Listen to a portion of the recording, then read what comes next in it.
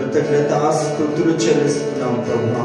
గడిచిన కాలమంతా ప్రభా మీ కృపారెక్కల క్రింద కాచి కాపాడి ఉన్నావు ప్రభా. మీకు స్తోత్రం ప్రభా. ఇదిగో ప్రభా మేమేమై ఉన్నామో మీ దయ వలననే ప్రభా యేసయ్యా. మాకున్నవన్నీ మీరు ఇచ్చినవే నాయన. నీకు స్తోత్రం యేసయ్య ప్రభా. మీరు చేసిన ఉపకారములకై ప్రభా ఇదిగో ఈ పునరుద్ధానపు దినమునందు ప్రభా నిన్ను స్తుతించి ఆరాధించి మహిమపరిచే గొప్ప భాగ్యము ధన్యత మాకు అనుగ్రహించినందుకు నీకు వందనాలు చెల్లిస్తున్నాను. ఇదిగో ప్రారంభము నుండే ప్రభా యేసయ్య నీ మహిమంతా ఇదిగో ఈ మందిరం అంతా కమ్ముకొను కాక ప్రభా యేసయ్య. ఇదిగో నీ మహిమ చేత ప్రభా ఈ మందిరం అంతా నింపబడును గాక ప్రభా. నీకు స్తోత్రములు ప్రభా. షకీనా మేఘము ఇదిగో ఇక్కడ కమ్ముకొను గాక ప్రభా. నీకు స్తోత్రం ప్రభా. ఇదిగో ఆరాధన చేస్తున్న మాపై ఏడంతల ఆత్మాభిషేకము ఎలీషాపై దిగిన బలమైన అభిషేకం ఇదిగో ప్రారంభము నుండి మాపై దిగి వచ్చును గాక అని ప్రార్థిస్తున్నాము తండ్రి. యేసయ్యా నీకు స్తోత్రములు ప్రభా. తమ దేవుని ఎరిగిన వారు బలము కలిగి గొప్ప కార్యాలు చేస్తుందని ప్రభా నీ వాక్యం సెలవిస్తున్నట్టుగా ఇదిగో ప్రభా నిన్ను ఆరాధిస్తున్నాం ప్రభా. నిన్ను ఘనపరుస్తున్నాం ప్రభా. నిన్ను స్తుతిస్తున్నాం ప్రభా. నిన్ను ఆరాధిస్తున్నాం ప్రభా. నీ నామముని ఘనపరుస్తున్నాము ప్రభా. నీకు స్తోత్రములు ప్రభా. మమ్మల్ని మరుగుపరచండి ప్రభా. యేసయ్యా నీకు స్తోత్రములు ప్రభా. నీవు మాలో నుండి బయటకు వచ్చుదువు గాక ప్రభా. నీకు స్తోత్రములు ప్రభా. శక్తి చేత కాదు, బలము చేత కాదు, నీ ఆత్మ ద్వారా నీ ఆరాధన జరుగును గాక ప్రభా. యేసయ్యా అనేకుల యొక్క మనోనేత్రములు వెలిగింపబడును గాక, తెరవబడును గాక అని ప్రార్థిస్తున్నాము తండ్రి. యేసయ్యా నీకే స్తోత్రం. ఇదిగో ఈ ఆరాధనలో మమ్మల్ని పరవశింప చేయమని వేడుకొనిచ్చినా ప్రభా. యేసయ్యా నిన్ను ఆరాధిస్తుండగా ప్రభా ఆత్మతో సత్యముతో నిన్ను ఆరాధించే కృపను మాకు దయచేయమని వేడుకొనిచ్చినాము తండ్రి. యేసయ్యా నీకు స్తోత్రం. మమ్మల్ని మేము మైమరిచిపోయి నిన్ను ఆరాధించాలి ప్రభా. యేసయ్యా నిశ్చయముగా నీ సన్నిధి మా మధ్యలోనికి దిగి వచ్చును గాక, దిగి వచ్చును గాక, దిగి వచ్చును గాక. నీ మహిమ దుప్పటి మా అందరిపై దిగును గాక అని ప్రార్థిస్తున్నాము తండ్రి. Thank you Jesus. యేసయ్యా మీకు స్తోత్రం, స్తోత్రం, స్తోత్రం, స్తోత్రం. Thank you lord, thank you lord, thank you lord.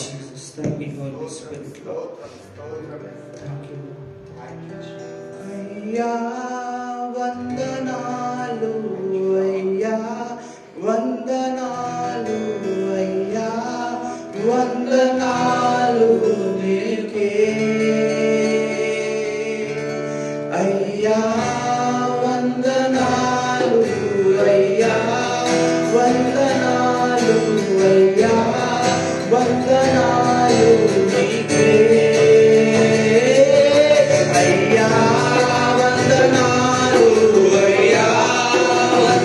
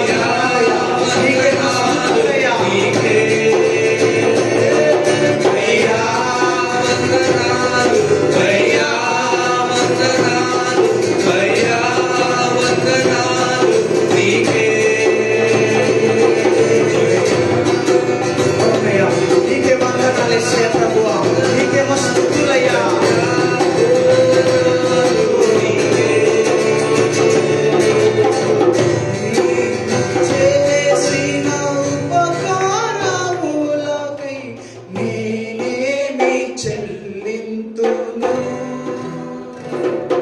నీవు చేసిన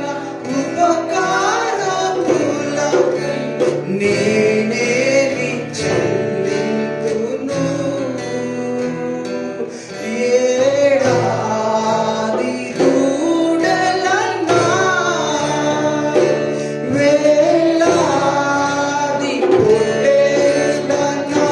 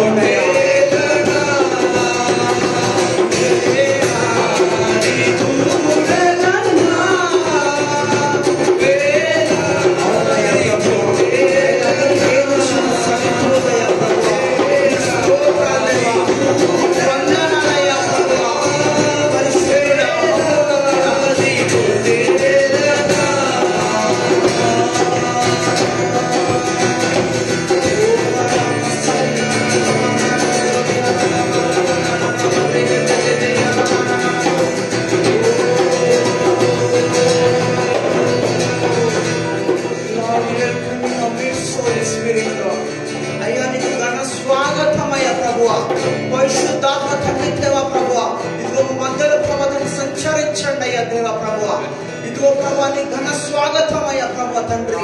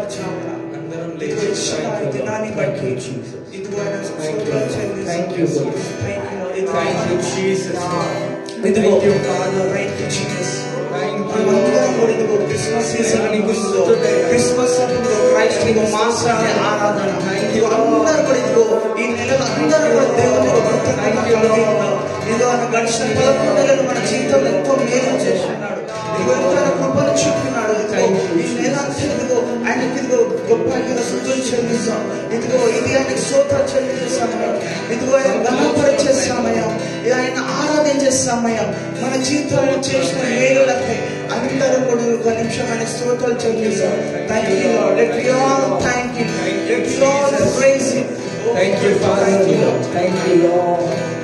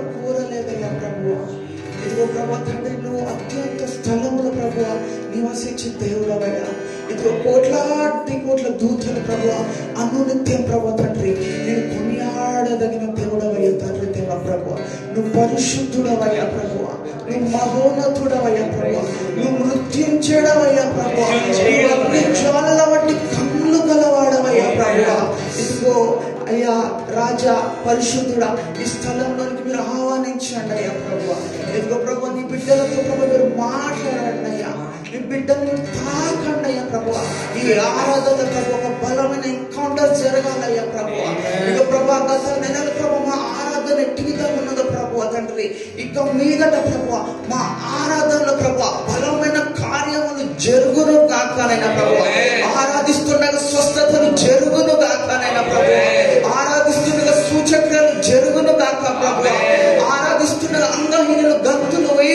గాకనైనా ప్రభువా. ప్రతి ఒక్క బాష్ప బిందువు తూర్చబడును గాకనైనా ప్రభువా. ప్రతి ఒక్క కన్నీరు నాట్యంగా మారును గాకనైనా ప్రభువా. ప్రతి ఒక్క ఘనమైన కార్యము చూచుతుము గాకనైనా ప్రభువా. నిన్ను ఆరాధిస్తుండగా ప్రభువా నీ బలమైన సన్నిధి మధ్యలో కదును గాక ప్రభువా. ఇదిగో ఎండిన వారు కూడా ప్రభువా తండ్రి నీ ఆత్మతో నింపబడుతున్నారు గాకనైనా ప్రభువా. ఇదిగో ప్రభువా ప్రజలు ఏ డినామినేషన్స్ తో వచ్చున్నారో ప్రభువా తండ్రి, ఇదిగో మా డినామినేషన్ ఒక్కటే పరిశుద్ధ డినామినేషన్ తండ్రి దేవ ప్రభువా. ఈ లోకంలో ఎవరు ఎలా ఉన్నా ప్రభువా, ఎవరు ఎక్కడంటి బ్యాక్గ్రౌండ్ నుంచి వచ్చిన ప్రభువా, నీ సన్నిధులు అడుగు పెట్టుతుండగా తండ్రి ప్రభువా. ఇదిగో ప్రభు నువ్వు ఆత్మ సెలవిస్తుంది ప్రభువా. దినములను ఆత్మని ప్రతి ఒక్కరిగా కుమ్మరిస్తానని ప్రభువా. ఇదిగో ప్రభు తొలకరి ప్రభు తండ్రి వాన గొడవని వానమపై దయచేయండి అయ్యా తండ్రి దేవ ప్రభువా. నీ ఉజ్జీవం దయచేయండి అయ్యా ప్రభు తండ్రి. నీతో ప్రభు తండ్రి నీ ఆత్మల ప్రభు నువ్వు ఆనందించే ముందు కాకనైనా ప్రభువా. అయ్యా శారీరక ఆరాధన చనిపోవాలయ్యా ప్రభువా. శారీరక ప్రభు తండ్రి ఆరాధన తొలగిపోవాలయ్యా ప్రభువా. నీ ఆత్మల ప్రభు తండ్రి, నీ ఆత్మల ప్రభు తండ్రి ప్రతిదీ జరుగును కాకనైనా ప్రభువా. నీ సన్నిధిలో ప్రతిదీ జరుగును కాకనైనా ప్రభువా. నీ స్వరమును వినుదుము కాకనైనా తండ్రి ప్రభు తండ్రి. ఓ అందరం ప్రార్థిస్తాం. O Lord we praise you. We worship you holy spirit. O you are worthy O Lord. Your name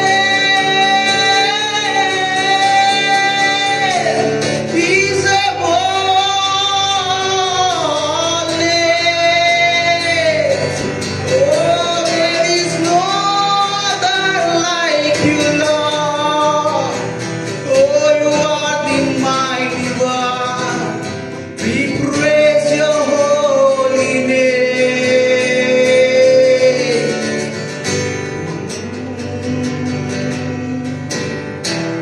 Oh, hallelujah, Hosanna. Hallelujah, Hosanna. Hallelujah, Hosanna.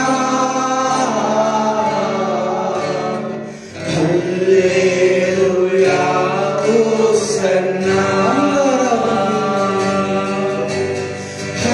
Hallelujah, Hosanna. Hallelujah, Hosanna.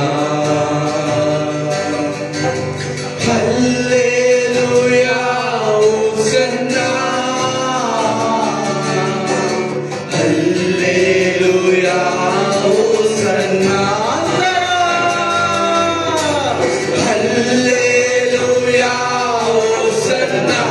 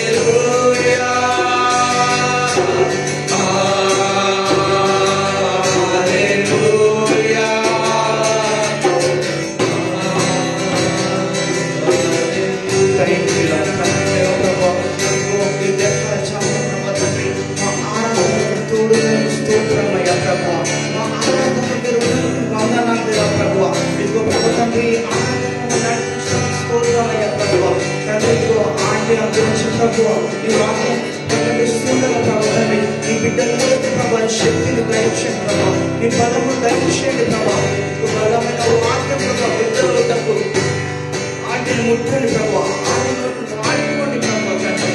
నీకే స్తోత్రమయ్యా. Thank you lord. Holy Spirit, Holy Spirit,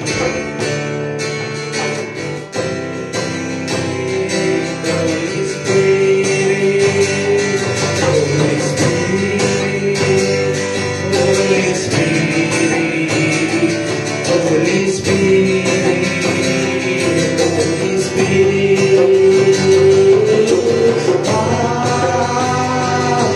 Hallelujah.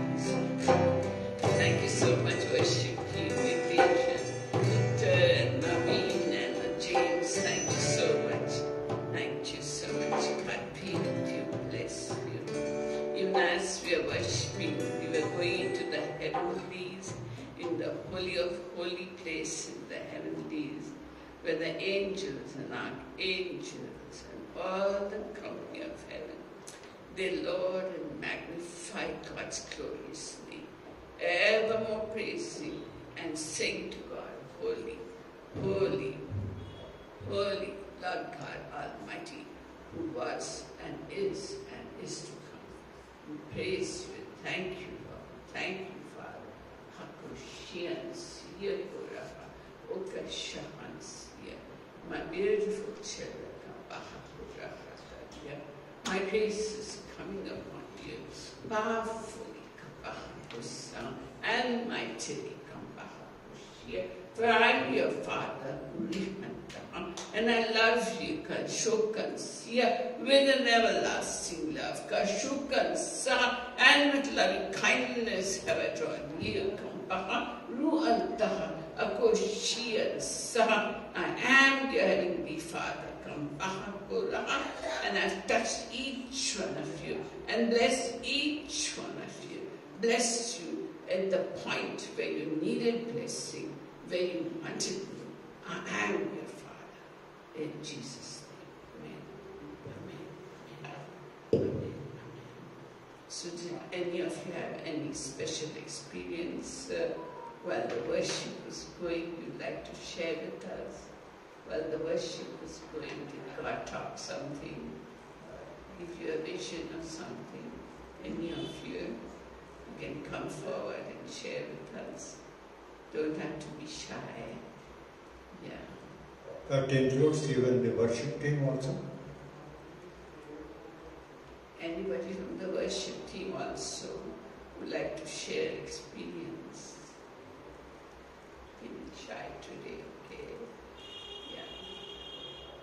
So, today we are going to see that we, like the Israelites, are always grumbling and complaining. మన ఈ ఉదయకాలం ముందు ఒక విషయం గురించి మనము దాని గురించి మాట్లాడతాము.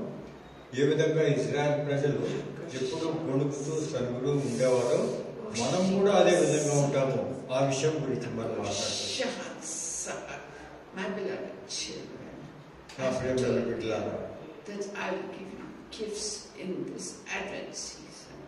మరి ఈ అడ్వెంట్ సీజన్ అంటే క్రిస్మస్ సీజన్లో మీ అందరికి కూడా నేను మీకు వరములు ఇవ్వనున్నాను.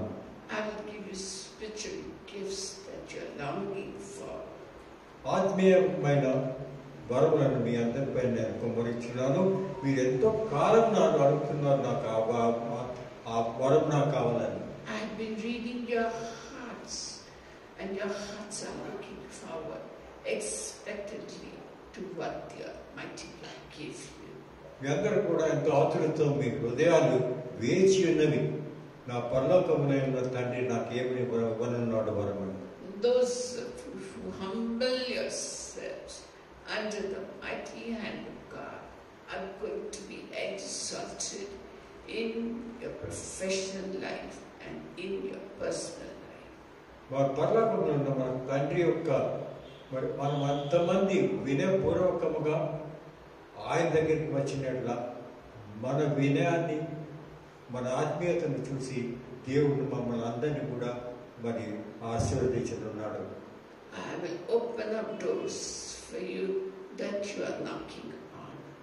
I will open those doors for you. So right now, wherever you are, whatever you are thinking, just tell me, Lord, open this door for me. ఎంతో కాలంగా మీరు ఎన్నో మరి తలుపులను తట్టుతూ ఉన్నారు. ఆ తలుపులను నేను ఎప్పుడు తెరిచి ఉన్నాను కాబట్టి మీ హృదయ వాంఛల గురించి కాబట్టి ఏ విధమైన తలుపును మీరు తట్టుతున్నారో మీ హృదయంలో నుంచి నాకు వెల్లడించండి.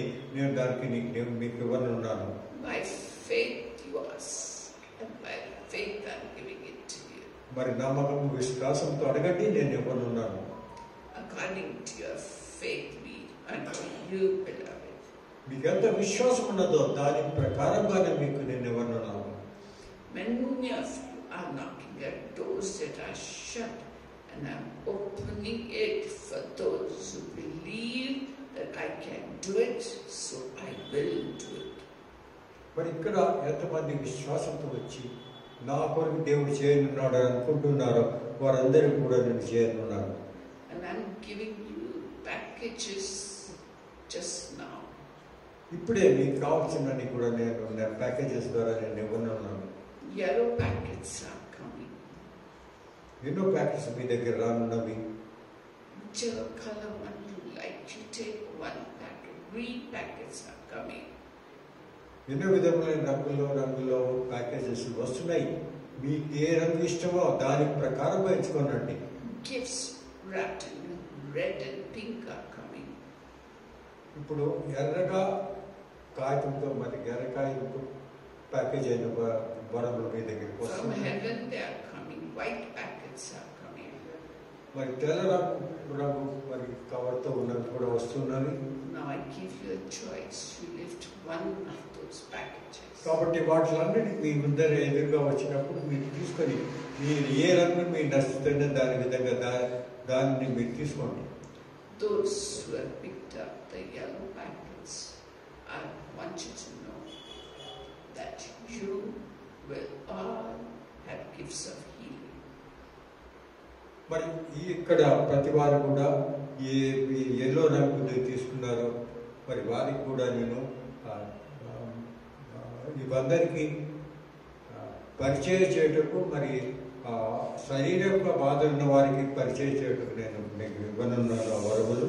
For whomever you pray, they will be healed of their problems. ఎవరిని గురించి మీరు ప్రార్థిస్తారో వారందరికీ కూడా స్వస్థత కలుగుతుంది. And those who picked up the green packets, మరి ఇక్కడ పచ్చ రంగులో ఉన్న ప్యాకెట్ తీసుకున్న వారికి I want you to know that I'll give you the word of wisdom, which is a very rare gift. అటువంటి వారందరికీ కూడా నేను జ్ఞానము అనే వరం ఇవ్వనున్నాను. ఆ జ్ఞానం అనే వరం చాలా తక్కువ మనుషుల్లో మనం కనిపిస్తుంది. And those who picked up the pink and the red packets, మరి ఎంతో మంది ఇక్కడ ఉన్నవారు గులాబీ రంగు లేకపోతే ఎర్ర ఉన్న ప్యాకేజీలు తీసుకున్నవారు. I'm blessing you with the gift of faith so that nothing will be impossible at all. వారిని అటువంటి వారికి విశ్వాసము అనే వరం ఇవ్వనున్నాను కాబట్టి వారు ఎంత విశ్వాసపూర్వులైతారంటే వారు నమ్మితే అన్నిటినీ మేము పొందుతాము అని ఖచ్చితంగా వారు నమ్ముతారు. And whatsoever you ask of the Father shall be given to you. దేవుడు పరలోకం ఉన్న తండ్రి దేవుడు ఏమి కావాలనుకున్నాడో వాటిని అన్ని కూడా ఇవ్వనున్నాడు. And those who picked up the white packets, మరి తెల్ల రంగు ఉన్న ప్యాకెట్లు తీసుకున్న వారికి I'm pouring the prophetic anointing upon you. మరి ప్రవచించే వరాన్ని నేను ఇవ్వనున్నాను. So each of you are who picked up a packet, and you can lay gift that you got. మరి ఈ విధంగా మీరు చూసుకున్న వారు దీని తర్వాత మీరు ఈ విషయం గురించి మాట్లాడండి. I am your father, and it delights me to give you gifts like a father sees the smile on a child's face. Like that, it delights me to see your hearts and the joy coming out of you. మీరందరూ కూడా ఈ విధంగా దేవుని పరలోకం నుండి తండ్రి మీరు చూస్తున్నాడు, ఆయన చూసి ఎంతో ఆనందిస్తున్నారు. ఎందుకంటే మన అందరిలో కూడా క్రీస్తు యొక్క స్వరూపాన్ని చూస్తున్నాడు వల్ల. నా కృప నా మహిమ పేర్కొన్నది.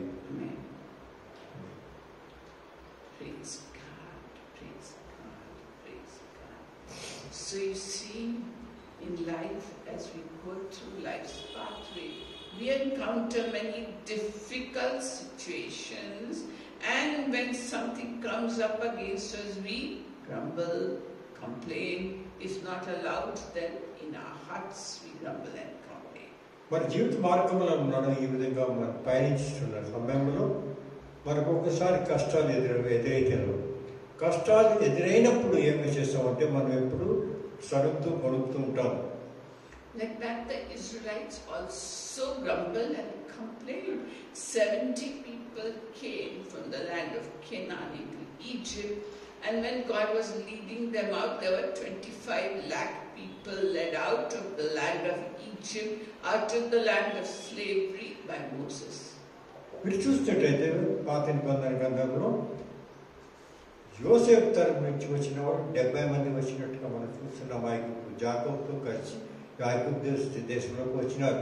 వారందరూ కూడా అక్కడ 400 సంవత్సరాలు ఉన్న తర్వాత, బానిసత్వంలో ఉన్న తర్వాత 25 లక్షల మందిగా అక్కడ పెరిగినట్టుగా చూస్తున్నాము. దాని తర్వాత దేవుడు వారిని అక్కడి నుంచి విడిపించి ముందుకు సాగిస్తున్నాడు. And as they were traveling, a pillar of cloud would guide them by day and a pillar of fire by night. మరి వారు ఆ విధంగా పయనిస్తుండగా కానాను దేశంలో దినవ్యాందు మరి మరి ఆకాశంలో ఉన్న మరి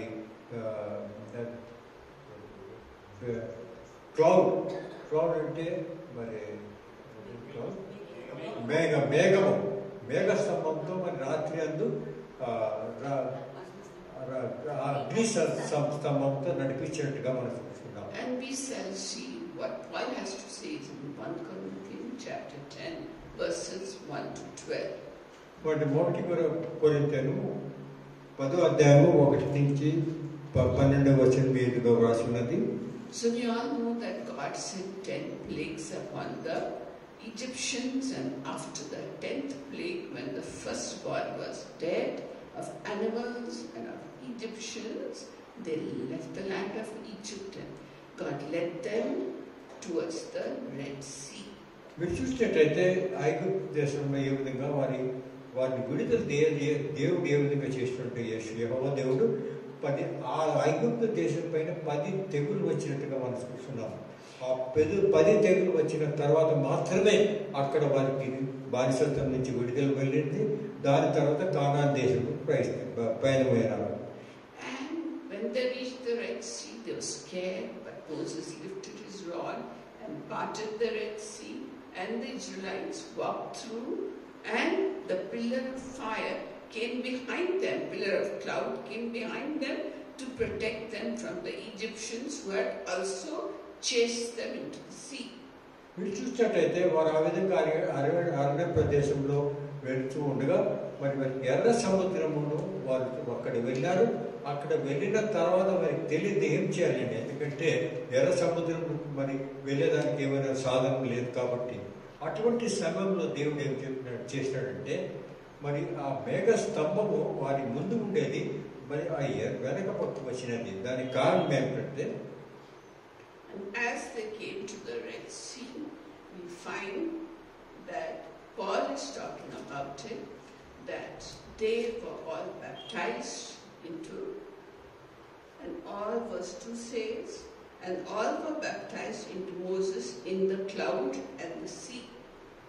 మనకు తెలిసిన విధానంగా ఏ విధంగా మోషే ద్వారా పరిచయం వారి తండ్రి దేవుడు యెహోవా దేవుడు ఈ విధంగా ఆ ఎర్ర సముద్రం తీర్చి వారికి ఆ సముద్రం మధ్యలో ఇజ్రాయెల్ రాజాంగంలో తీసుకువెళ్ళాడు. దాని తర్వాత ఈ విషయం పాలు విషయం రాస్తున్నాడు. మోషే ద్వారా వీరందరూ కూడా ఇజ్రాయెల్ రాజాంగము వారందరూ కూడా మరి బాప్తిస్మం పొందినారు అని ఇక్కడ మన కొరింథీయుల గ్రంథంలో మనం చూస్తూ రాసి ఉన్నాడు. Was it a baptism that we do now?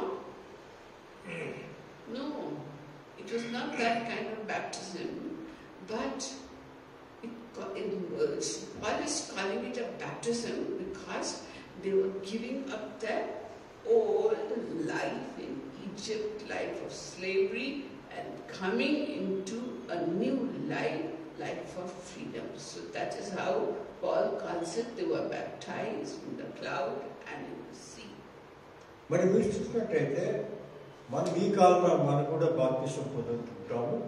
కానీ ఆ సమయంలో జరిగింది ఏ విధంగా బాప్తిస్మం అని అంటే అక్కడ పాల్ ఏం చెప్తున్నాడంటే మోషే ద్వారా వారందరూ కూడా ఆ సముద్రంలో వెళ్ళారు, మధ్యలో వెళ్ళి ముందుకు వెళ్ళారు కానాన్ దేశానికి. అది దేనితో పోల్చుకున్నారంటే బానిసత్వం నుంచి విడుదల చేయడం తర్వాత పొందిన బాప్తిస్మం. So they all passed through the sea and all were under the cloud of glory of the pillar of cloud. కాబట్టి వారు ఆ విధంగా బాప్తిస్మం పొందినారు. మరి మేఘ స్తంభం ద్వారా మరి మోషే ద్వారా మధ్య వెళ్ళిన తర్వాత మోషే ద్వారా జరిగిన బాప్తిస్మం ఉంది. And baptism signifies what? Dying to old life, rising to a new life. That is exactly what happened to the Egyptians. మరి బాప్తిస్మం అంటే ఏమిటంటే మనకు అందరికీ తెలిసిన విషయమే. పాత జీవితంలో చనిపోయి మన కొత్త జన్మను జీవితాన్ని తీసుకొస్తాము.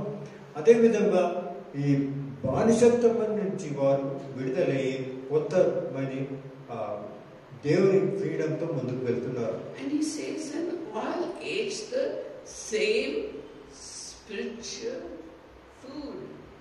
ప్రతి అందరు ఇంకా చూసినట్టయితే ఇంకొకటి కూడా రాసి ఉన్నది, అందరూ కూడా ఒకే విధమైన ఆత్మీయ ఆహారం పొందినారు అని ఇక్కడ గ్రంథంలో మనకు తెలుస్తున్నది. The same spiritual food was the manna that God gave them. మరి ఆత్మీయమైన ఆహారం ఏమిటంటే దేవుడు ఇచ్చిన మన్నాని ఇక్కడ మనం చూస్తున్నాం. It was like coriander seed and it tasted like wafers with honey. It was so good. అయితే అక్కడ మిరియాల వంటి మన్నా అంటే ఏమిటంటే దీని వివరంగా వాస్తున్నారు. మిరియాలతో ఉన్న దాని ఉండేది, అది తేనె కంటే మరి ఎంతో రుచిగా ఉండేది. దాని ద్వారా వారందరూ కూడా దాని రొట్టెలు చేసి తినేవారు. The dew would be coming to, the dew would fall in the night and it would be coming to manna. And it was spiritual because they were supposed to gather only how much they eat. And if they gather more, it would be coming to worms. మరి మీరు చూసినట్టయితే ఈ విషయం రాసుకున్నది ఏ విధంగా అది మంచుతో కూడా పడేది రాత్రి అందు. మరి ఉదయకాలం అందు వారు తీసుకొని దాన్ని పిండి చేసి మరి రొట్టెలుగా కాల్చి తినేవారు. కానీ వారు దాంట్లో ఏమిటంటే ఎవరికి ఎంత కావాల్సినో అంతే తీసుకోవాలి, అంతకంటే ఎక్కువ తీసుకుంటుంది మరి అది చెడు, అది ఖరాబ్ అయిపోతుంది. Now on the Sabbath day they were not supposed to gather, but on the 6th day they were to gather double.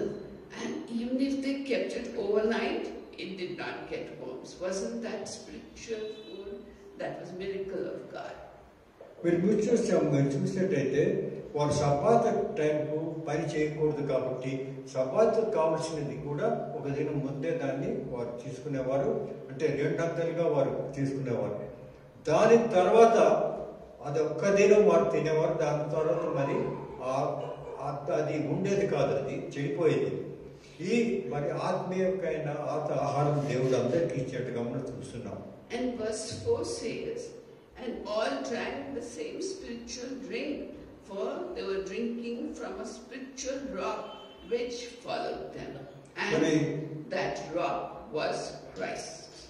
మీరు చూసినట్టయితే మొదటి కొరింథీయుల గ్రంథం 10వ అధ్యాయం 4వ విషయంలో 4వ అధ్యాయం రాసుకున్నది, అందరూ కూడా ఒకే నీటిని తాగి ఉన్నారు అని ఇక్కడ రాసి ఉన్నది. అంటే ఒకే నీటి నుంచి తీసినారంటే అది యేసు ప్రభు ఒక బండరాయిగా వారి వెంట ఉన్నాడు ఆ కాలంలో అనే విషయం, ఆ బండరాయి ద్వారా వారికి నీళ్లు దొరికినది. ఆ విషయం కూడా మారా అనే ప్రదేశంలో మోషే ద్వారా ఆ నీళ్లు వారు తాగినట్టుగా మనం చూస్తున్నాం. And when they reached Rephidim, there was no water, and the people grumbled and quarreled with Moses, and Moses was wild, but God said, take your rod, go to the rock and strike it and water will come. వారు ఏ విధంగా పయనిస్తుండగా ఐగుప్తు దేశం నుండి ఒక సమయంలో వారికి నీళ్లు దొరకలేదు కాబట్టి వారంతో వారు సలుగుతూ ఉన్నారు, మోషేని గురించి దూషిస్తున్నారు. ఏ విధంగా నువ్వు తీసుకుని వచ్చి ఇక్కడ నీళ్ళు కూడా లేదన్నప్పుడు ఈ మోషే దేవుని మొరపెట్టినప్పుడు మోషే ఏమన్నాడంటే, దేవుడు ఏమన్నాడంటే, మోషే నువ్వు పోలు, అక్కడ ఒక బండ ఉంటుంది మారా అనే ప్రదేశంలో, దాన్ని నువ్వు దాంతో మాట్లాడు, నీకు నీళ్లు వస్తాయని చెప్పాడు. So how did Moses know which rock to strike? They were in the mountain area. Mount Horeb was there. So how does he know which rock to strike? మరి వారు ఆ సమయంలో మౌంట్ హోరెబ్ అనే పర్వతంలో దగ్గర ఉన్నారు కాబట్టి పర్వతంలో ఎన్నో మరి గుండ్రాలు ఉంటాయి. ఏ రాయి గురించి దేవుడు ఆదేశించాడు అది మోషేకి ఏ విధంగా తెలుస్తుంది? Yes, because the Bible is saying the rock followed them. So Moses must have seen a rock is following us, isn't it? And the rock was Christ. So he went to that rock and he hit it and water came out. మీరు చూసినట్టయితే ఇది ఏ రాయిని కొట్టినాడు, ఏ రాయితో మాట్లాడినాడు నీళ్ళ కొరకని విషయం మనకు సందేహం వస్తుంది. కానీ అక్కడ ముఖ్యంగా గమనించవలసిన విషయం అంటే ఒక బండరాయి ఎల్లప్పుడూ వారి వెంటనే ఉండేది, వెళ్ళేది. అది మోషేకి మాత్రమే చూసినట్టుగా మనకు తెలుస్తున్నది. కాబట్టి ఆ రాయి ఏదని ఆయన గుర్తించగలరు. And then when they came to the desert of Zin, there was no water there. And again the Israelites grumbled, quarreled, they were ready to stone Moses. Wicked fellow, where have you brought us? And again Moses cried out to God. And what did God say? You speak to the rock and it will give water. మరి మీరు చూసినట్టయితే మోషేకి ఏ విధంగా ఆదేశించినట్టే ఈ విధంగా ప్రజలంతా ఆయన్ను ఈ విధంగా ఇజ్రాయెల్ రాజ్యాంగం అంతా ఆయన ఈ విధంగా దూషించున్నప్పుడు ఏమన్నాడంటే ఆ రాయితో నువ్వు మాట్లాడు, నీళ్ళు వస్తాయన్నాడు. And Moses gathered all the people and he was very angry with them. So when we are angry with a child, what do we give it a slap, don't we? So Moses took his rod and hit that rock which was Christ. Twice he hit it and God honored him and water came out. మరి ఈ విధంగా అక్కడ Israel ప్రజలు ఆయన ఈ విధంగా సలుగుతూ మొడుతూ ఆయన పైన కోపగించినారు కాబట్టి మోషేకి కూడా కోపం వచ్చింది. దేవుడు మాటలు చెప్పింది ఏమంటే నువ్వు ఆ రాయితో మాట్లాడు, నీకు నీళ్ళు వస్తాయన్నాడు. కానీ మోషే కోపంలో ఉన్నాడు కాబట్టి చేతిలో ఉన్న కర్రతో ఆ రాయిని కొట్టినట్టుగా మనం చూస్తున్నాం. And God was very angry with Moses because Moses and Aaron didn't honor God. They didn't believe God that talking to a rock. What happened? The first time they hit that rock, that was Christ. He was crucified for them once. But the second time when they hit it with the rod, means what? They are crucifying Christ the second time. And that was unbearable to God. And God punished Moses and said, okay, you will not enter the promised land. Because Moses let his anger get out of control. And lo and behold, Moses died on Mount and gave up the spirit and Joshua led them. మీరు చూసినట్టయితే మోషేకు ఆదేశించిన ప్రకారంగా చేయకుండా మోషే వచ్చి దాన్ని మోషే మరియు Aaron ఇద్దరు కలిసి వెళ్ళారు. అటువంటి సమయంలో ఆ బండను 2 సార్లు కొట్టినట్టుగా మనం చూస్తున్నాం. మొదటిసారి అంటే యేసు ప్రభువును సిలువ చేసిన తర్వాత శిలువ మరణం వచ్చినట్టు, మరి రెండోసారి కూడా శిలువ మరణం చేసినట్టుగా ఆ విధంగా గుర్తించబడ్డది. కాబట్టి దేవుడు ఎంతో వారిపైన ఆగ్రహించాడు. So దాని కారణంగా మోషేకి ఆదేశించినట్టే నువ్వు కానాను దేశంలో వెళ్ళకూడదు, నువ్వు అంతకు ముందే చనిపోతావు అన్నాడు. So we learn how to live, how we should behave, studying the pitfalls that Israelites made during their wilderness journey, how it applies to us today.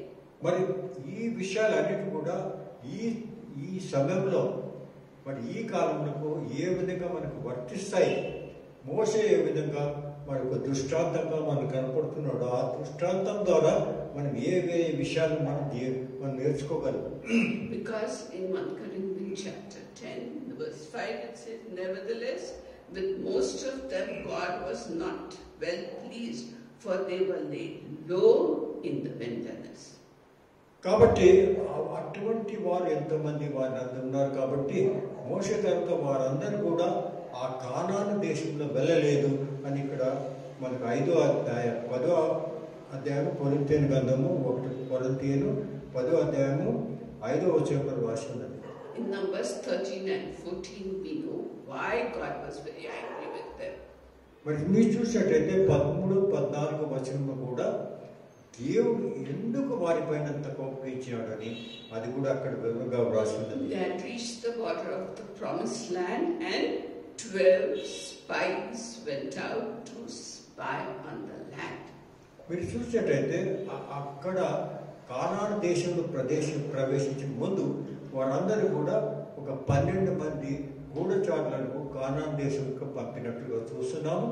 వారు పూర్తిగా వారు మోషే చెప్పాడు, పూర్తిగా కనుక్కొని రండి, ఆ దేశం ఎట్లుంటుంది, ప్రజలు ఎట్లున్నారో నాకు వచ్చే వివరంగా చెప్పండి, దాని తర్వాత మనం వారిపైన దాడి చేస్తాం. There was one man from each tribe. There were 12 tribes of Israel and one leader from each of those tribes went to the promised land. మనకు తెలిసినట్టుగా 12 తెగలు ఉన్నాయి మరి ఇజ్రాయెల్ ప్రజల్లో.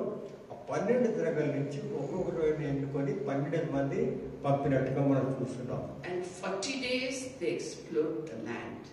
వారు 40 దినములు అక్కడ వెళ్ళారు. ఆ పూర్తి కానాను దేశం అంతా కూడా పరిశీలించి వచ్చారు. And really the land was flowing with milk and honey, like God said. దేవుడు చెప్పిన ప్రకారము అది ఎంతో సారవంతమైన ప్రదేశము. అక్కడ పాలు తేనెలు ప్రవహించే ప్రదేశం ఏ విధంగా చెప్పాడో అదే విధంగా వారందరూ గూఢచారులు చూస్తారు. And they carried the big fruit, one grape bundle, 2 men had to carry in a stick. They carried it like that. మీరు చూసినట్టయితే ఆ దేశం ఎంత సారవంతమైందంటే ఒక మరి ద్రాక్ష గుత్తిని ఈ 2 మనుషులు మోసుకొని వలసిన అవసరం ఉన్నది. అంత సారవంతమైన ప్రదేశం. They said, okay, the land is plentiful, but the cities are very strong, the people are all giants, we are like grasshoppers before them. వారందరూ కూడా ఆ విధంగా గూఢచారులు వచ్చిన తర్వాత వారందరూ ఏం చేశారంటే, అందరు కాదు ఇద్దరు విడిచిపెట్టి మరి వారేమన్నారంటే చాలా సారవంతమైనది, చాలా బాగున్నది, కానీ అక్కడ ఉన్న వారందరూ కూడా ఒక పెద్ద జాయింట్స్ వల్లే ఉంటారు, మనం వాళ్ళ ముందు మిడతల వల్ల ఉంటాము, కాబట్టి మన వల్ల సాధ్యం కాదు వారిని జయించడం. And they said, they give a bad report. They said, we cannot go conquer that land. Moses said, God will be with you. They said, no, we cannot go and take the land. Only Joshua and Caleb said, it's a good land, let's go, God is with us, we will win the battle. అప్పుడు మోషే చెప్పినప్పుడు మనం అందరం కూడా దాన్ని ఆ దేశానికి పోయి మనం జయించి అక్కడ మనం విజయం పొందుతామన్నప్పుడు వారేమన్నారంటే మా వల్ల సాధ్యం కావద్దు, మనం వెళ్ళలేమన్నాడు. అప్పుడు మోషే చెప్పినాడు, మనం కాదు ఈ యుద్ధం చేసేది, దేవుడు మన పక్క నుండి యుద్ధం చేస్తానన్నాడు కూడా వారు నమ్మలేదు. కానీ కాలేబు మరి జాషువా మాత్రం అన్నారు, మనం వెళ్ళి జయించి మన దేవుడు మనలో ఉన్నాడు కాబట్టి మనం జయించగలమని వారు మాత్రం విశ్వాసంతో ఉన్నారు. And some of them the next day they thought, chalo, we said no, but let's go anyway, and they went to attack the Canaanites and all were killed and defeated because God was not with them. మరి మీరు చూసినట్టయితే ఆ విధంగా వారు ఒక సందేహంతో కొంతమంది అనుకున్నారు, సరే ఏదో దేవుడు చెప్పినాడు కదా పోదాం అక్కడ, వాళ్ళు జయించడానికి ట్రై చేస్తామని వాళ్ళు అన్నారు. కానీ అప్పుడు అక్కడ ఉన్న క్యాండిడేట్స్ అందరినీ వాళ్ళందరికీ చెప్పినట్టుగా ధ్వంసం చేసినట్టుగా మనం చూస్తున్నాం. So sometimes God asks us to do things which we think we cannot do. మీరు అదే విధంగా ఈ కాలంలో కూడా మనకు దేవుడు కొన్ని సందర్భాల్లో చెప్తుంటాం, ఇది చేయి, కానీ మన మనసులో మనం అనుకుంటాం మన వల్ల సాధ్యం కాదు కాబట్టి మనం చేయము, ప్రయత్నించము. You go for an interview and you are selected to join the job. Then you think, my goodness, that place is so far away. How will I reach it? Am I really worthy to do it? Can I do that job to the best of my ability? Or do I have the strength to go and do this job? I don't want to make a fool of myself. But God is telling me, go son, go daughter, do that job. I will be with you. I will help you. I will never let you be put to shame. But we don't trust God. Like the Israelites, we say, Lord, it's too much for me. I can't handle it. And you give up a good job for which you are selected. Because you have no confidence in God. We should have no self-confidence. We should have confidence in God. God confidence. So if we have God confidence, we can overcome the mountains and break down barriers and do with God's strength. So the Israelites didn't realize that. But from the experience, we must realize that whatever big task God gives you, He will give you the ability to do it. So let's not be like Israelites. మరి మీరు చూసినట్టయితే మన జీవితంలో కూడా ఇటువంటి సందర్భాలు వస్తుంటాయి. మనం ఎంతో కష్టపడి పరీక్ష పాస్ అవుతాము, గవర్నమెంట్ పరీక్ష పాస్ అయిన తర్వాత మనకు ఉద్యోగం కూడా వస్తుంది. అక్కడికి దూర ప్రదేశంలో మనకు వెళ్ళాల్సిన అవసరం ఉంటుంది. కాబట్టి నేను అంత దూరం అక్కడ నేను ఎక్కడ ఉంటాను అని మన మొదటి విషయం మనం అనుకుంటాం. మా ఇంటికాడ ఉంటే బాగుంటుంది, కానీ అక్కడ పోయి చాలా కష్టం అది. కానీ దేవుడు చెప్తున్నాడు మీరు అక్కడ వెళ్ళండి. సరే దాని తర్వాత మనం ఏమనుకుంటాము, నా వల్ల కాదులే, అది చాలా కష్టమైన పని, నేనంటే చేయగలను, నా వల్ల కాదు, ఎందుకు అనవసరంగా పోయేది అనుకుంటాం. కానీ దేవుని మీద విశ్వసించి దేవుడు నాకు కార్య సమకూలత ఇస్తాడు అనుకుంటే అటువంటి సందేహాలు మనలో ఉండవు. కానీ మనం ఏమనుకుంటారు, లేదంటే నా వల్ల కాదని మనం మన శక్తి పైన ఆధారపడుతున్నాం, కానీ దేవుని శక్తి పైన ఆధారపడడం లేదు. Well, like one of my sons, he was doing very good in a foreign bank, and he had risen very high in the profession. And his bank said, now you leave your comfort zone and you go to Delhi or Bombay. They thought, if you go to Delhi or Bombay, housing problem is there, in traveling problem is there, I'll change my bank. And God is telling, I'm giving you the opening, go ahead, I will lift you high. But my son said, my wife, my children, we are well set here. I don't want to move. And now he's in trouble because of that. మరి మా రెండో కుమారుడు కూడా విషయం గురించి నేను చెప్పాలనుకుంటున్నాను. ఎందుకంటే అబ్బాయి కూడా ఒకసారి ప్రమోషన్లు చెప్పినాడు, బాంబే లేకుండా Delhi వెళ్ళమన్నారు.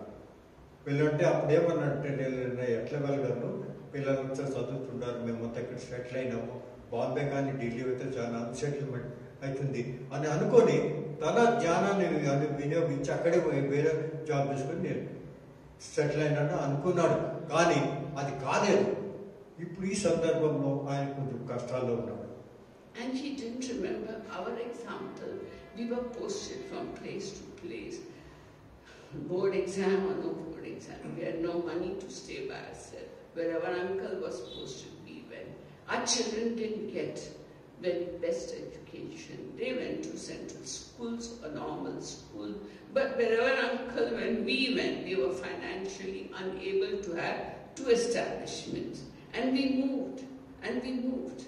And we trusted God, not so much like we do now, but we knew there is Jesus. There's no go for us. So we went. And today, God lifted from normal education. He has made them into very high position. Whereas my son thought, My son must do engineering, he must be domiciled, otherwise he won't get admission. So, if we trust in God, He is the one who lifts your children up because you trusted in Him. We didn't see the future. We didn't know at all anything. We were the poorest among the poor, but God lifted them up. Why? Because we had no strength of our own, no money of our own. So that's the difference. మీరు చూసేటట్టే మా జీవితాల్లో కూడా ఈ మాకు వర్తించుతున్నది. ఎందుకంటే మేము మా దగ్గర ఆర్థికంగా అంత ఉండేది కాదు. పిల్లలు కూడా నార్మల్గా సెంట్రల్ స్కూల్లో అక్కడ చదివిన వారందరు కాబట్టి ఎక్కడి నుంచి ఎక్కడ పోతే అక్కడ నా పోస్టింగ్ అక్కడ వారందరూ వీళ్ళు వచ్చేవారు. అక్కడ ఏ స్టడీస్ ఉన్నాయి, ఏ స్కూల్ ఉండేది కూడా మేము యోచించేది కాదు. మేము అనుకునే దేవుడు చూసుకుంటాడు లేని. కాబట్టి మేము దేవుని పైన ఆధారపడిన తర్వాత మా బిడ్డలందరూ కూడా సామాన్యమైన స్కూల్లో చదివినా కూడా మంచి హై పొజిషన్స్లో వారు ఉన్నారు. My son, the churches, this is there. We were in places where there were no churches. We never went to church, but we just sat together and did family prayer. We didn't know God so well at all then. Really, we didn't.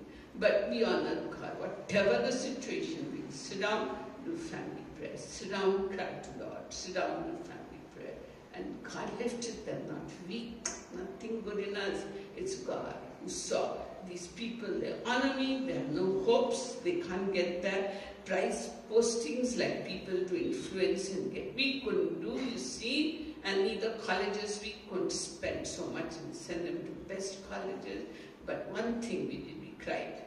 We cried to God and God lifted them. So it's better to trust in the Lord than in your own mind. Trust in the Lord with all your heart and don't lean upon your own understanding. In all your ways acknowledge Him and He will direct your path. So despite seeing this type of faith life, my children said, not leaving our church, not going here, not going there, what kind of friends we'd have, all that. We shouldn't think. We should do what your job asks you to do and trust in the Lord, and automatically your children, your family will rise. మరి దీనికంటే తాత్పర్యం ఏమిటంటే మా జీవితంలో ముఖ్యంగా మేము చెప్పేది ఏమంటే దేవుని పైన ఆధారపడి మీరు వెళ్ళండి. దేవుడు ఎప్పుడు కూడా తాను కావలసిన మీ ద్వారా స్వాదిస్తారనే విశ్వాసంలో మీరు ఉన్నాయట్లా ప్రతిదీ కూడా జరుగుతుంది. మీరందరూ కూడా అంటే మనం అందరం కూడా అనుకుంటాం ఇది సాధ్యమవుతుంది, నా సాధ్యం కాదు, అక్కడ ఉంటే బాగుంటుంది, ఇక్కడ ఉంటేది బాగుంటుంది కానీ ఎప్పుడు కూడా దేవుని పైన ఆధారపడాల్సిన వారికి ఎప్పుడు కూడా దేవుడు నమ్మకస్తుడు కాబట్టి మనకి ఏ విధంగా మన బాధలు రాకుండా దూరం పెడుతూ ఉంటాడు. And verse 6 says, now these things occurred as examples to keep us from setting our hearts on evil things like Israel did. కాబట్టి మనము దేవుని మార్గంలో నడుస్తూ దేవుని చెప్పిన వాక్యం ప్రకారం నడిచినట్ల మన జీవితాలు దేవుని మార్గంలో నడుస్తుంటాయి. దేవుడు మనకు కావాల్సింది సమకూరుస్తారు. కానీ మన జ్ఞానాన్ని వినియోగించి ఏదో పాప కార్యాలు అవి చేస్తే మాకు దీనివల్ల లాభం వస్తుంది అనుకుంటే అది దానివల్ల ఎప్పుడు కూడా మనకు లాభం రాదు. So the people at that time, they complained, the Israelites complained about their hardships, and God heard their grumbling and complaining. మీరు చూసినట్టయితే ఆ కాలం కూడా ఇజ్రాయెల్ ప్రజలందరూ కూడా కష్టాలు వచ్చినప్పుడు దేవుని ఎప్పుడు కూడా ద్వేషించేవారు, దేవుని వద్ద సరుగుతూ గొణుకుతూ ఉండేవారు అనే విషయం మనం చూస్తున్నాం. And in Numbers 11:1-6 we find God was so angry with them, He sent fire which killed many of them. మీరు చూసినట్టయితే సంఖ్యాకాండము 11వ అధ్యాయము 1-33 ఏ విధంగా దేవుడు ఈ విధంగా వారు సరుగుతూ ఉంటే ఏ విధంగా ఒక 23,000 మందిని అక్కడ అగ్ని పంపించి వారిని అందరినీ అగ్ని ద్వారా వారి మరి నాశనం చేసిన. And in the same passage they were tired of that honey, wafers and manna, and they cried out to the Lord, we want leeks, we want garlic, we want onions, we want this, we want meat. And God heard that cry and He sent quails for them that covered 1 kilometer that side, 1 kilometer all four sides, and they ate, and while they were eating, God sent a plague among them, a severe plague to kill them while food was in their mouth. మీరు చూసినట్టయితే మన్నా ఎంతో రుచికైన ఆహారం, మరి అది స్వర్గంలో దేవదూతల ఆహారంగా మనం చూస్తున్నాం. అటువంటి ఆహారంతో వారు మరి వారికి తృప్తి కలగల. లేదు మాకు అది ఉండాలా, ఇది ఉండాలా, మాంసం ఉండాలా, ఐగుప్తు దేశంలో అది తినేవాళ్ళం, ఇది తినేవాళ్ళని సరళ మొదలు పెట్టారు. అప్పుడు దేవుడు అన్నమాట, సరే నేను చూస్తాను అన్నాడు. అక్కడ పక్షులను తిప్పి వారందరినీ కూడా మరి ఎంతో అద్భుతంగా వారందరూగా మాంసాహారం పొందేటట్టు చేశాడు. కానీ దేవుడు ఆగ్రహం ఎంతమైందంటే వారు మాంసం తిన్నప్పుడు వారి నోట్లో ఉన్నప్పుడే ఎంతో మంది అక్కడ చనిపోయినట్టుగా చూస్తున్నాం. So do you grumble about the food that is set at your table, or do you eat it thankfully? అదేవిధంగా మన జీవితాల్లో కూడా దేవుడు ఇచ్చిన ఆహారాన్ని మనం తింటున్నామా, మనం చదువుతున్నాం ఇది బాగలేదని. Many times we were so poor, even on Sunday, we couldn't afford anything but masoor ka dal and roti from the ration shop. మేము కూడా ఆర్థికంగా కష్టాలు ఉన్న సమయంలో మేము మాంసాహారం ఆదివారం కూడా తినేవారు కాదు, ఏదో పప్పు చారుతో మనం తినేవారు. Only twice a month I could buy half a chicken so that my children could eat it. And they would say, Mama, you eat. I'd say, no, in my childhood I had lots. But in your childhood you are leading a rough life. No, they said, you share with us. So half a chicken once in 15 days was all I could afford. మరి ఆ కాలంలో చెప్పేది ఏమంటే ఈ chicken అనేది నెలకు 2 సార్లు మాత్రమే ఆర్థికంగా మేము చేయగలిసిన విషయం. కాబట్టి మా బిడ్డలు కూడా అనేవారు, అమ్మా ఇది ఏమిటి మనకు ఉండాలంటే సరేలే పర్వాలేదు, దేవుడు నుంచి సంతోషంగా తిని ఆనందించాలన్నారు. But one thing my children never grumbled. One thing was that even if I beat them up, thrashed them up, they loved me and came and hugged me. They never spoke against us. They never grumbled about the food. What it was in their tiffins, their friends would bring for the lunch all sorts of lovely food. My children could carry only roti and sabji, and that to the rotis from the ration shops are not soft, they are kadak. And they never grumbled. They ate it quietly. కాబట్టి మీరు చూసినట్టయితే మా బిడ్డలందరూ కూడా, మా కుమారులందరూ ఇచ్చిన దాంతోనే వాళ్ళు తృప్తిగా ఉండేవారు. మరి ఇప్పుడు కూడా చనగలేదు, గొడగలేదు, ఇదేం బాగలేదు, అది ఉండాలి, ఇది ఉండాలి. వారు స్కూల్లో వెళ్ళి టిఫిన్ బాక్స్లో చూస్తే వేరేంత మంచివి తీసుకుని వచ్చారు. కానీ వీరు వారికి ఇచ్చిన దాంతోనే ఎప్పుడు తిని ఎప్పుడు ఆనందించేవారు, కానీ ఎప్పుడు కూడా సనగలేదు. And when somebody visited our house on a Sunday at lunchtime from Pune, where my father was, they had come, uncle and auntie were just sitting down to lunch. I said, how can I show them this lunch? My husband will be dishonored at my father's place. So I didn't give them food. We were eating one dal and one kadak rotis as ration, right? And that is how we lived. And today my sons are in very high positions. They never spoke against us, never grumble, never complain. So we should learn, whatever situation you are in, to be thankful. Be thankful whether you have lots. Be thankful if you have little. Be thankful if you are hungry. Be thankful when you are well fed. మీరు చూసినట్టయితే మనం ఎప్పుడు కూడా సరగకూడదు, దేవుని పని కొనకూడదు. నాకు ఈ విధంగా ఆహారం సరిగా లేదు, మాంసాహారం లేదు, అది లేదు, మటన్ లేదు, బిర్యానీ లేదు అనుకుంటూ ఉంటే దానివల్ల దేవుడు ఏమైనా ఆనందిస్తాడు. మనం టేబుల్ పైన ఏమొచ్చిందో దాన్ని చూసి సంతృప్తికరంగా ఉన్నాయల్లా దేవుడు మనకు ఆశీర్వదిస్తారు. అది మా జీవితాల్లో మేము చూసాము. ఎదురుగా మా కుమారులందరూ కూడా ఎప్పుడు కొనలేదు, వారందరూ కూడా ఇప్పుడు చాలా హై పొజిషన్స్లో ఉన్నారు. And he says in verse 7, he says, do not be idolaters as some of them were. As it is written, the people sat down to eat and drink and got up to indulge in revelry. మీరు చూస్తుంటే విగ్రహారాధనలుగా ఏ విధంగా విగ్రహారాధన చేసినట్టు మనం కూడా విగ్రహారాధన అంటే ఇక్కడ ఏమిటంటే పోయి ఎక్కడో ఆనందించేది, తాగి తందనాలు ఆడేది విగ్రహారాధనే. కాబట్టి అటువంటి కార్యమును మనం ఎల్లప్పుడూ ఉండకూడదు. మన దేవుడు ఇచ్చిన దాంతో సంతోషించాలి. So in Exodus 32 we find that Moses had gone up the mountain to receive laws from God, and the Israelites and Aaron were down in the valley, and the people said, "Where is that man Moses? Where is that man Moses? Make us a god to show that there is a God amongst us." And what did Aaron do? He made a golden calf, and the people worshipped that golden calf, and it did immorality over there. అది దేవునితో సమానం అంటే మీరు చూసినట్లయితే ఏ విధంగా మరి ఎక్సోడస్లో Israel రాజ్యం వెళ్తున్నప్పుడు సైనాయి పర్వతం పైన వచ్చినప్పుడు దేవుడు మోషేని పైకి పిలుస్తాడు, పైకి రమ్మన్నాడు. పైకి రమ్మను, నీతో మాట్లాడుతానన్నాడు. కాబట్టి ఆ పర్వతం వెళ్ళిపోయినప్పుడు 40 దినాలు అక్కడ ఉన్నాడు ఆ పర్వతంలో మోషే.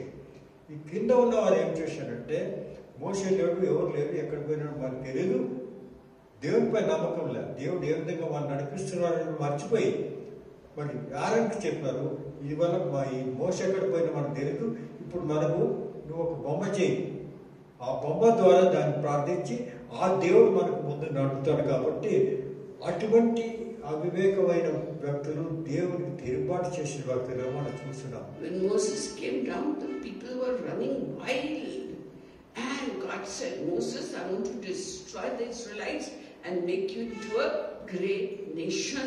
And Moses said, "No, God, no, don't do that." And when he came down, God sent a plague, and many were killed.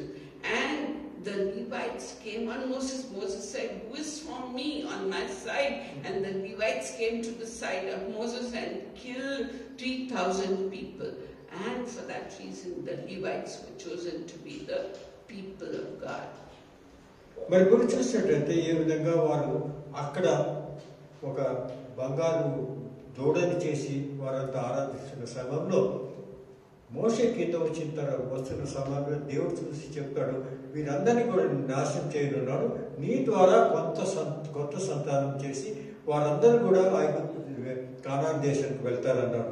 కానీ అటువంటి సమయంలో మోషే ఏమన్నట్టు, దేవా ఇది చేయొద్దు, ఎందుకంటే వీరందరూ నా బిడ్డలు, మీరందరూ మీ బిడ్డలు కాబట్టి ఈ విధంగా మీరు సంహరించము, మీరు నాశనం చేయమన్నప్పుడు దేవుడు మాట విన్నాడు.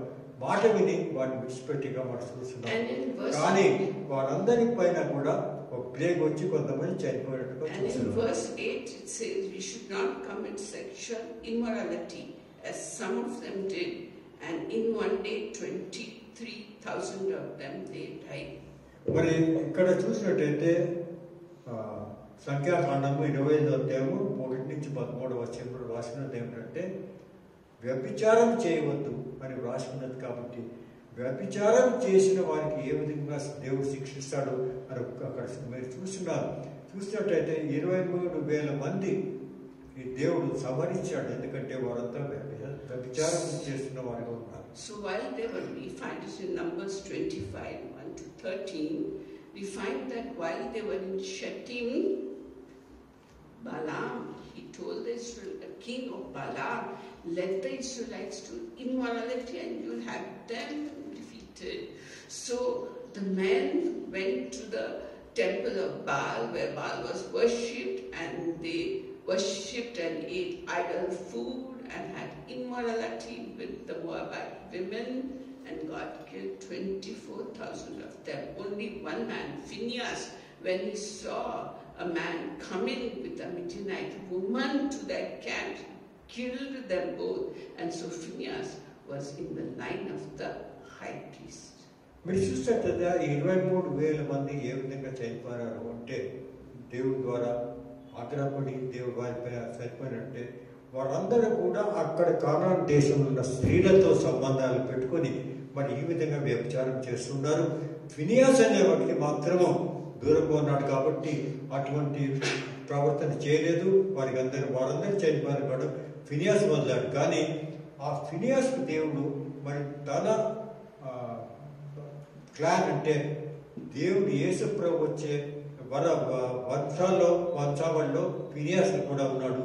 అదేవిధంగా దేవుడు ఈ విధంగా తన వరం ఇచ్చినట్టుగా చూస్తున్నాం. And God is telling us in the same thing that we should not even let our thoughts look at a woman with lust or you commit adultery, or women should not imagine themselves with other men, so that is adultery, and God will take the revenge as he did with Israelites. ఏ విధంగా Israel ప్రజలపై దేవుడు ఏ విధంగా వారిపైన ప్రతీకారం తీసుకున్నాడు, మన జీవితాల్లో కూడా మనం వ్యభిచారం చేసిన యెడల ఆ వ్యభిచారానికి దేవుడు కూడా అదే విధంగా మనల్ని శిక్షిస్తాడు అని మనం జాగ్రత్తగా ఉండాలి. And verse 9 says that we should not test God as some of them did and were killed by snakes.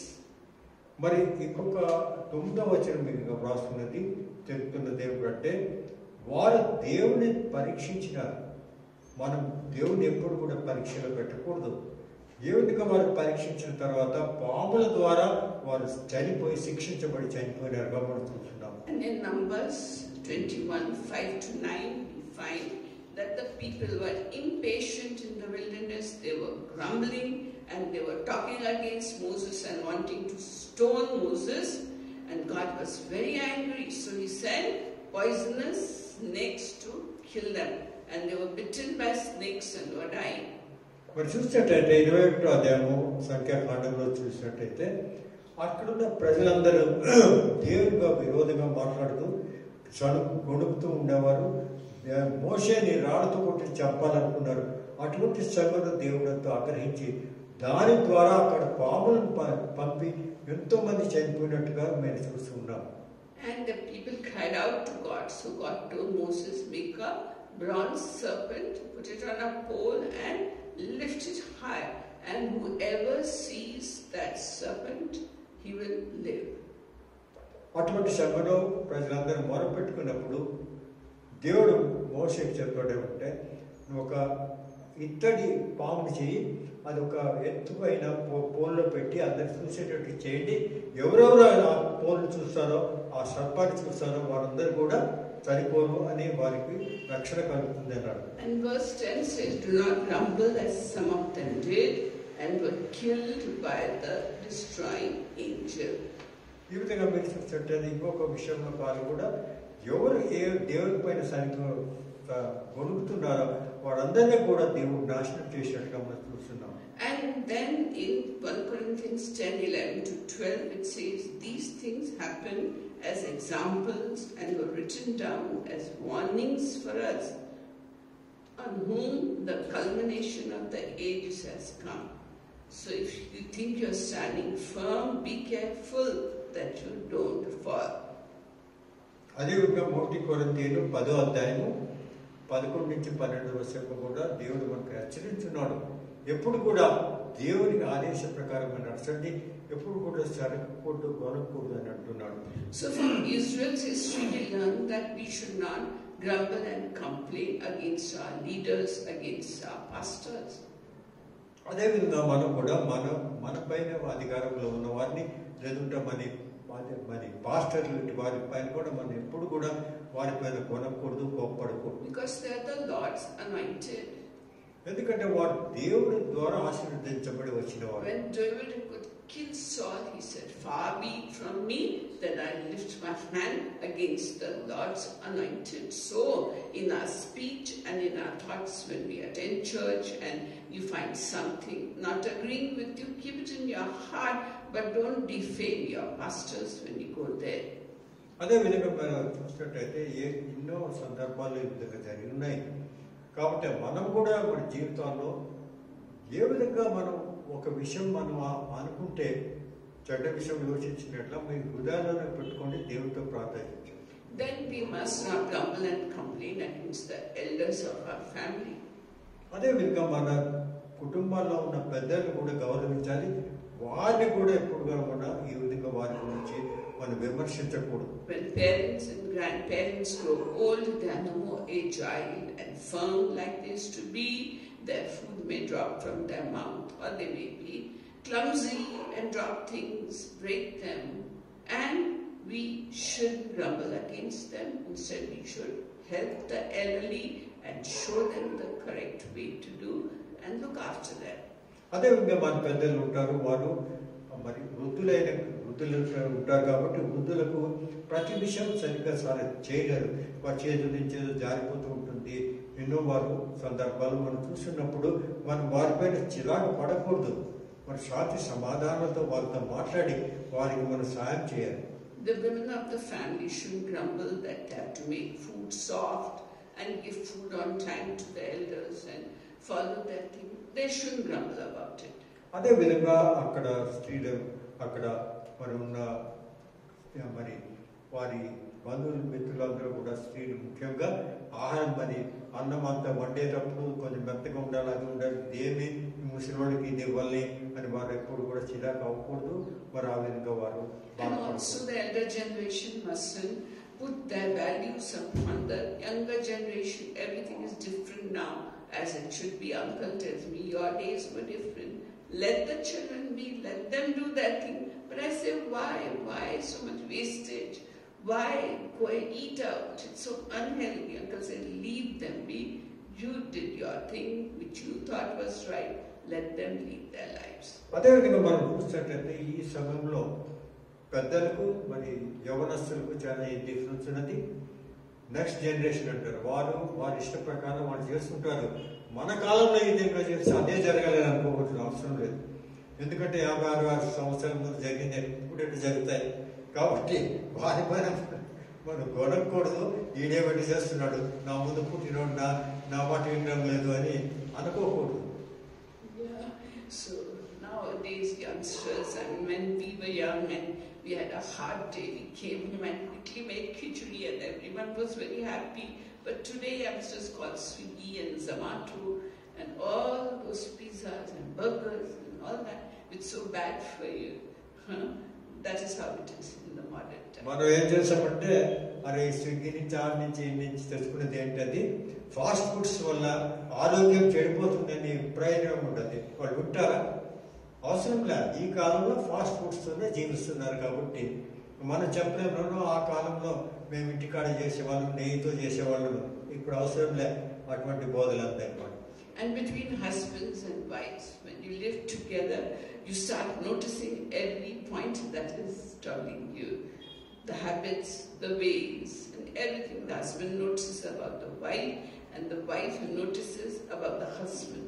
So these should not be a cause for grumbling and complaining.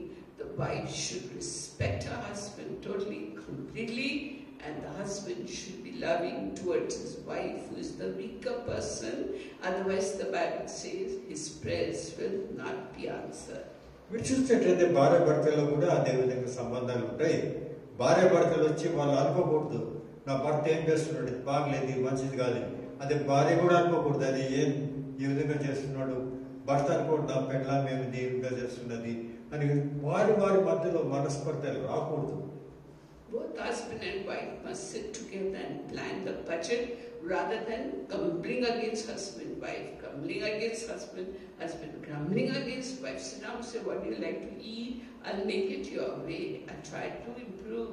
Or the husband, she should say, just within the finances, let us live. Some wives, what they do, they have a hi-fi lifestyle and their husbands are forced to take bribes and do all illegal activities, and that brings the wrath of God. So husbands and wives must respect one another and live in love and submission. మరి budget చేసుకోవాల్సిన అవసరం ఉంటుంది.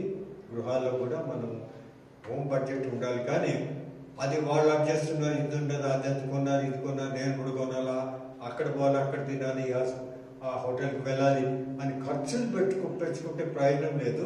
దానికి కారణంగా వచ్చి husband వచ్చి drive చేసుకుంటారు, corruption చేసుకుంటారు, దానివల్ల ఏం ప్రయోజనం లేదు. కాబట్టి బడ్జెట్లో మనం ఉండాలి. భార్య భర్తలో ఒక అండర్స్టాండింగ్ ఉండాల్సిన అవసరం ఉన్నది. And children, what they should do, children should obey their parents in everything. That is what children should do, so that blessings of God will come upon them. మరి చిన్న బిడ్డలు ఏం చేయాలి, బిడ్డలు ఏం చేయాలి, కొడుకులు కుమారులు దేవుడు వారు చెప్పిన విధానం నడచాలి. కానీ నా ఇష్ట ప్రకారం నేను చేస్తుంటాను అందువల్ల. ఎందుకంటే దేవుడు మనకు ఆజ్ఞాపిస్తున్నాడు కూడా, తమ తల్లిదండ్రులను గౌరవిస్తే మీ పైన మీ ఆయుష్ పెరుగుతుందని.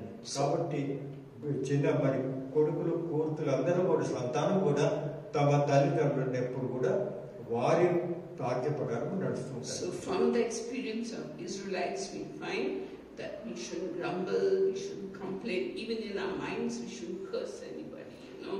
Even in our minds we shouldn't wish evil or anything or grumble against a person, even in our minds, because God hears the mind, God hears the heart. What people don't know, God knows. From the Israelites' experience, some people say, I want a job, and when they get the job, they grumble. I have to travel so far, I have to go in the rain, in the sunshine, very inconvenient. No, if you get a job, be thankful and bear all kinds of weather and rejoice in God. కాబట్టి మనం చూసినట్లయితే ఈ Israel ప్రజల నుంచి మనకు ఉదాహరణ ఏమిటంటే ఆ విధంగా ఇజ్రాయెల్ ప్రజలు ప్రతి దానిపైన వారు సడుతూ ఉండేవారు, గొడుగుతూ ఉండారు దేవుని పైన. దేవుడు ఎంత ఆశీర్వదించినా కూడా వారు మరి దేవుని ద్వేషించేవారు.